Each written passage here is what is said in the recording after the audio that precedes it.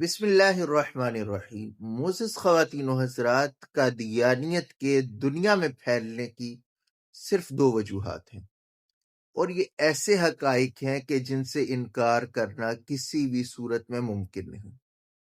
پہلی چیز زر ہے اور دوسری چیز زن ہے، یعنی زر سے مراد مال، دولت، پیسہ، اور زن سے مراد عورت ہے۔ قادیانیت کی تبلیغ کے بنیادی یہی دو عناصر ہیں جن کی بنیاد پر قادیانیت ترویج پاتی ہے۔ ابھی میں سوشل میڈیا پر سکرولنگ کر رہا تھا تو ایک افریقہ کے قادیانی مبلغ کی ویڈیو میری نظر سے گزری، پہلے آپ وہ دیکھیے۔ لوگ کہتے ہیں کہ افریقی لوگ بغیر سمجھے بغیر سوچے کا احمدیت قبول کریں گے، لیکن یہ بات بالکل اور بالکل غلط ہے۔ آپ بتائیں کس زبان میں حضرت مسیح موعود کی کتابیں سمجھاؤں؟ اگر آپ چاہتے ہیں اردو میں تو میں اردو سمجھاؤں گا۔ I can do also in English if you want so. Je peux le faire aussi en français. آپ بتائیں۔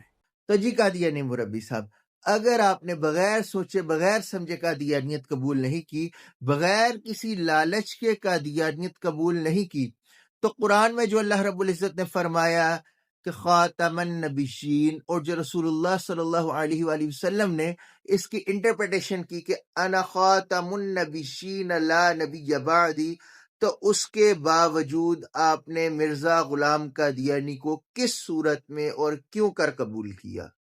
آپ کا مرزا غلام قادیانی پر ایمان لانا اور قادیانیت قبول کرنا اس بات کی دلیل ہے کہ آپ نے بغیر سوچے اور بغیر سمجھے قادیانیت قبول کی، اور ممکن ہے کہ کسی دنیاوی منفعت، لالچ کے حصول کے عوض آپ نے قادیانیت قبول کی ہو۔ اور یاد رہے کہ اللہ رب العزت نے قرآن پاک میں واضح فرما دیا کہ وَمَن يَبْتَغِ غَيْرَ الْإِسْلَامِ دِينًا فَلَن يُقْبَلَ مِنْهُ، کہ اگر کوئی دین اسلام کے علاوہ کوئی بھی دین مذہب چاہے گا تو اسے قبول نہیں کیا جائے گا۔